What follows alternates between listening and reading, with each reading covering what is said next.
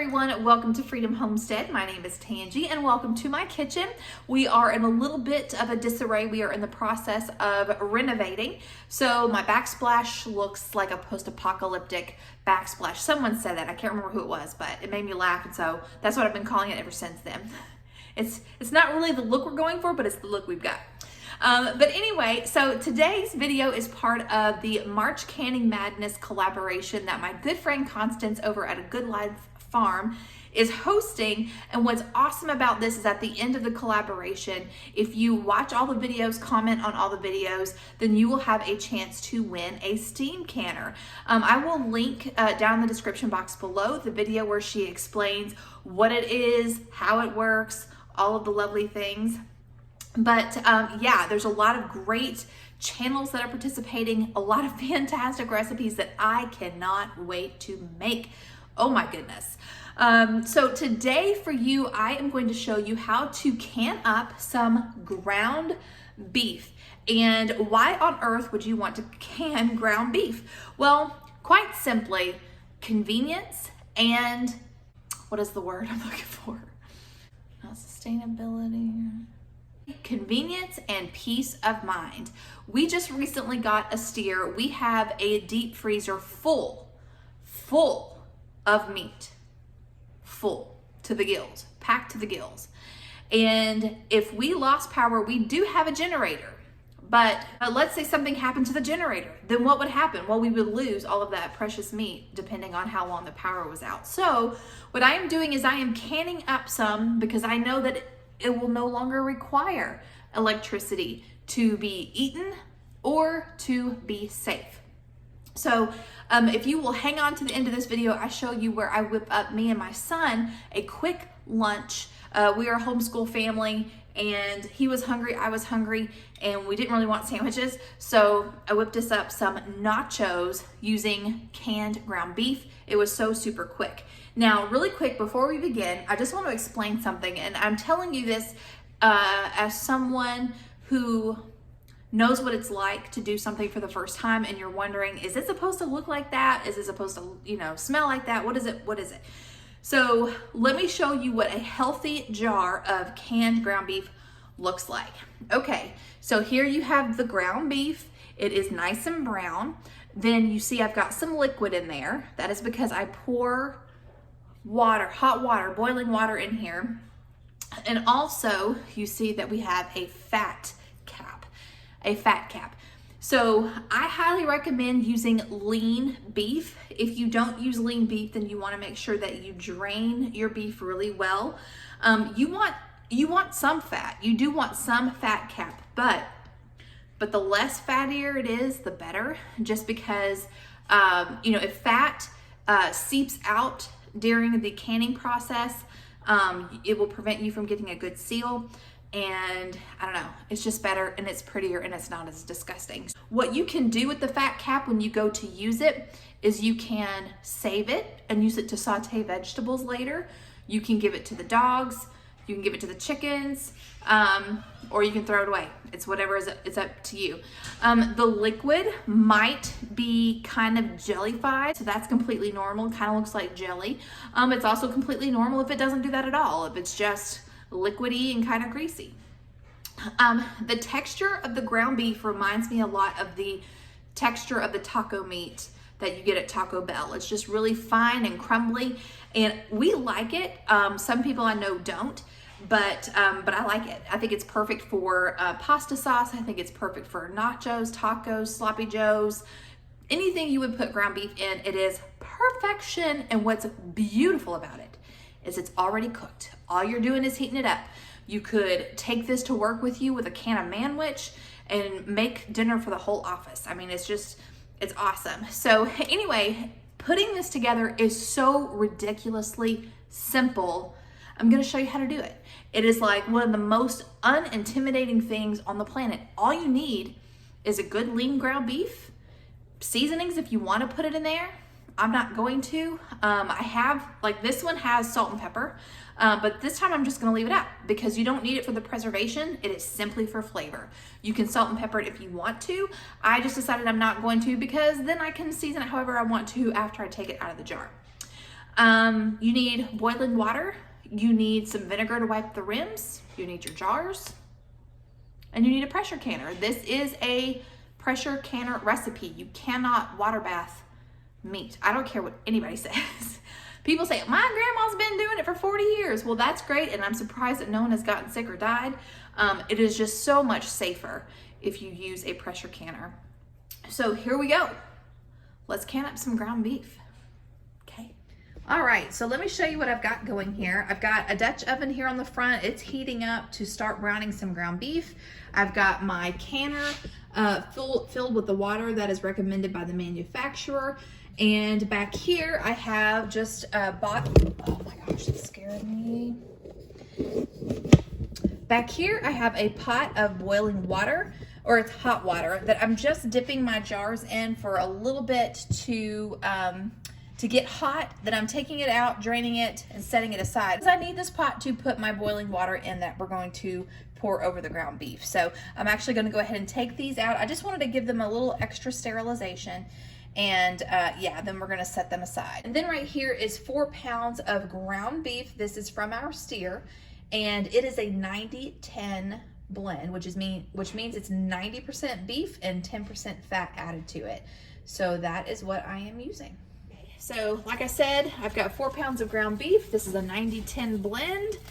Oh man, I just got blood on my shirt. Okay, so like I said, we're just gonna brown this. It doesn't have to be cooked to death or anything. We're just browning it. Man, this meat smells so good. Okay, so I'm seriously just gonna brown this. I'll show it to you when we come back. We're just gonna brown it, and then we're gonna put it in jars. That's it. It's so easy. It's awesome. All right, my friends. So as you can see, the ground beef is brown. It's not cooked like super brown. It's just cooked through, and that's really all you want. So I'm going to use a slotted metal spoon to scoop this out, so that way we leave behind excess fat and juice. Then back here, my water has come to a boil. Oops. Back here, my water has come to a boil, and that is going to be poured over our ground beef. So remember, I did not season this, and I don't plan to season it, but you totally can if you want to. It's completely your preference. So this is what we're gonna do. We are going to fill our pint-sized jars and leave a 1-inch headspace.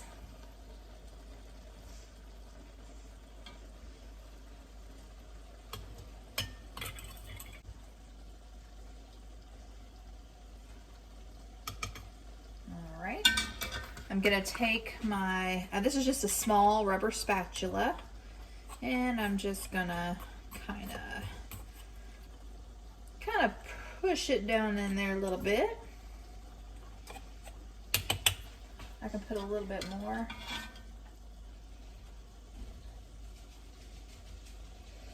Okay.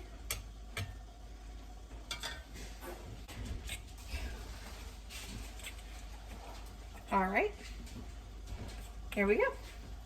So, I don't know if you can see that. It's in there. Got about 1 inch of headspace. And now I'm just going to cover it with hot water.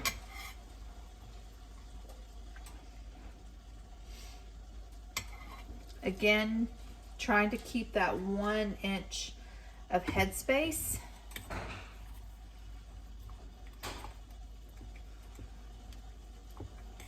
I'm just moving this up and down inside of the jar. Let that water fill up any of the air pockets.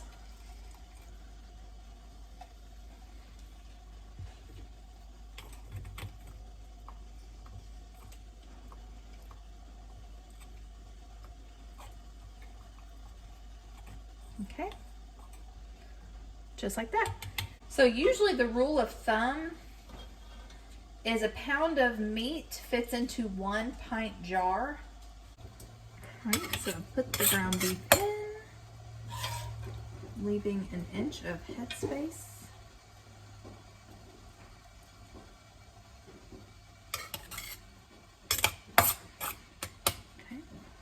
see that? It's kind of sticking out of the top there. I'm gonna take my little rubber spatula and just moving this up and down, kind of getting it in there. All right, now I've made more room.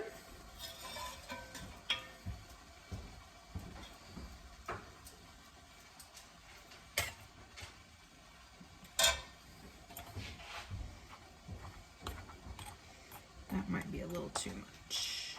Let's see.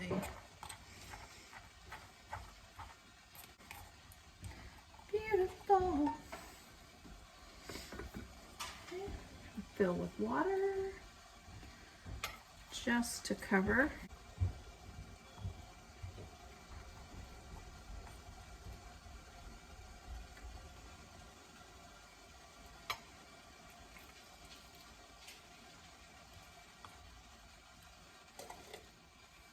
Okay.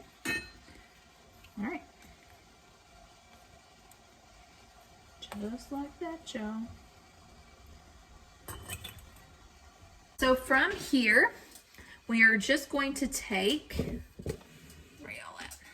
From here, we're just going to take a cloth or a paper towel, and you want to dampen it with, you want to dampen it in some white vinegar, and we're going to wipe down the rims. And the reason why you use white vinegar is because it will cut through any grease that got on your rim. It does a really, really good job. While you're at it, you can also check your rims again, make sure there's no nicks or cracks.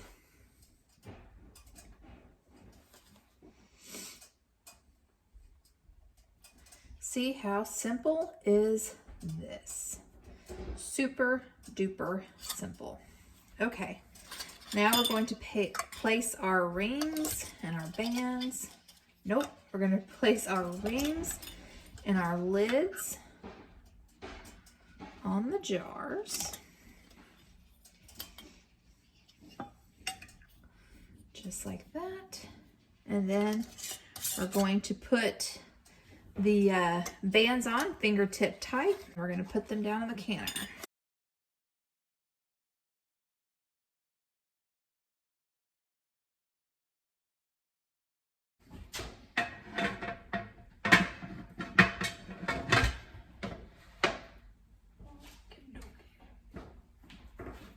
Okay, so I've got it in the canner. I've cranked the heat up to high, so that way this can start venting. We're gonna let it vent for 10 minutes, put on our pressure weight, and then once it gets up to pressure, it is going to process for 75 minutes for pints and 90 minutes for quarts. So we'll come back when it's time to take them out of the canner.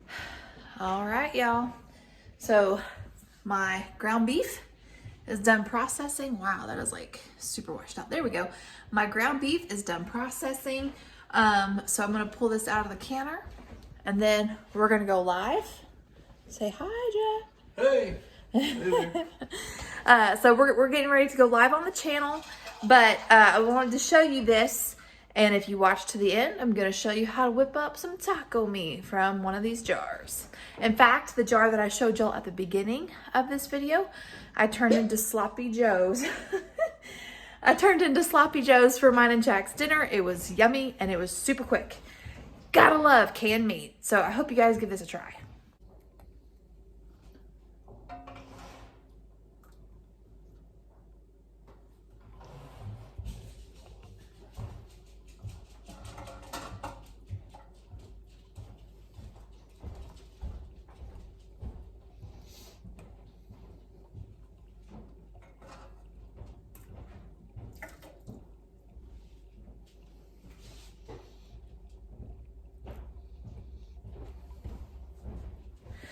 Hey guys, welcome to Freedom Homestead. I'm Tangie, and this video is going to be super quick. It was completely and totally impromptu.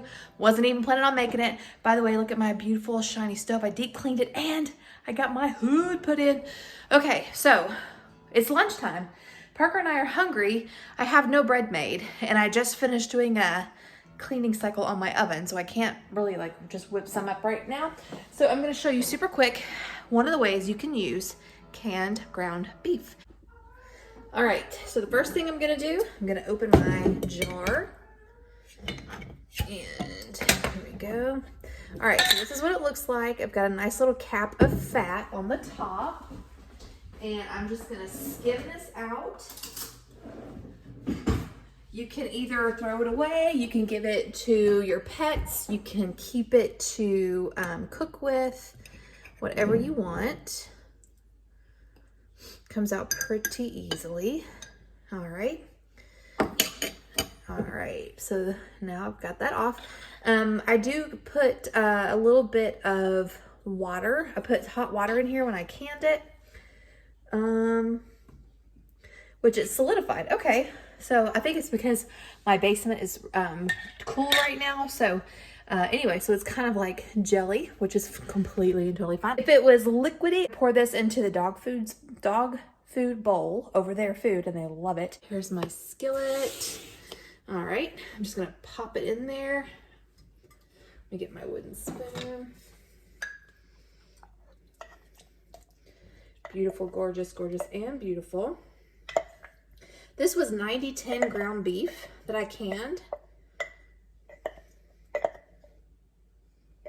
Okay. All right, so, and I canned it with just a little bit of salt and pepper. I didn't put a lot of seasoning in there. I just wanted to keep it pretty basic so I could use it for whatever I wanted. Oh, oops. While this is coming up to a simmer, I'm going to get out my seasonings that I use when I make tacos. I have some garlic powder, some cumin, and some onion powder. For a little bit of a tomato-y base, I have this is just some tomato sauce. I had used a large can and I didn't need to use all of it, so I just put the rest of it in a bag.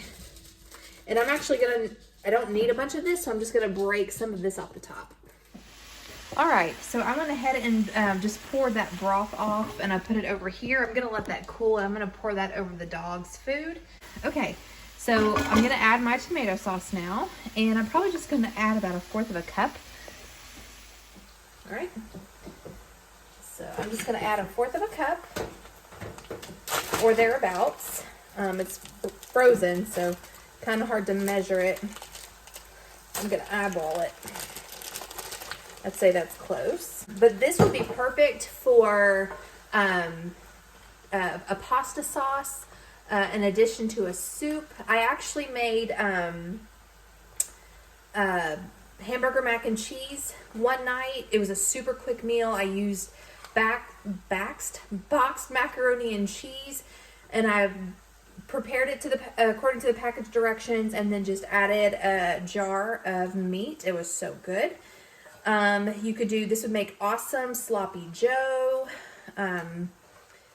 But like the texture is just perfect for this kind of stuff.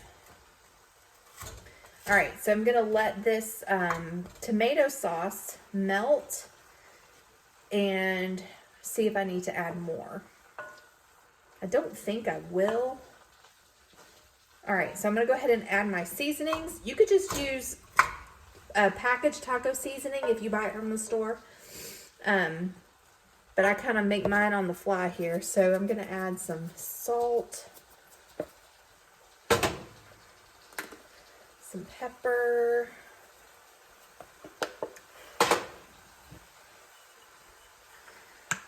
I love having this hood now because I can actually light up my workspace and everyone can see what I'm doing, including me. All right, there's some garlic. Gonna add a little bit of onion powder. I like to get my onion powder. I like to get most of my seasonings in bulk off of Amazon. I can find them organic and at a really good price. All right, I'm gonna add a little bit of cumin.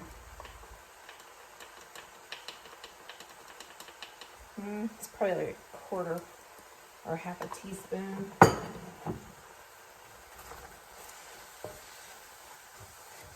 All right, and then I'm gonna taste it here in just a second to see if it needs anything else.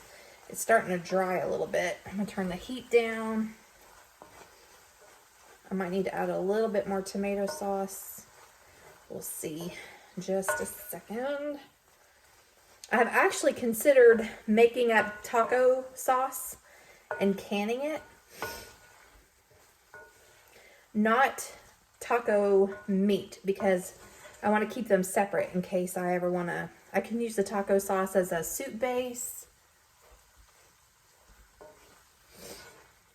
All right, let me give this a quick taste. It's perfect. Doesn't need anything else. All right, so that's it. It was like what? In about 5 minutes, I've got taco meat and it is ready for some nachos. All right, friends, this is it. And it is delicious. Only took a few minutes. Canned ground beef is definitely the way to go. So I hope you guys enjoyed this video. And that's all I've got for you guys today. Until next time, remember to be vigilant, to be prayerful, and be prepared. And we'll catch you in the next one. Bye, guys.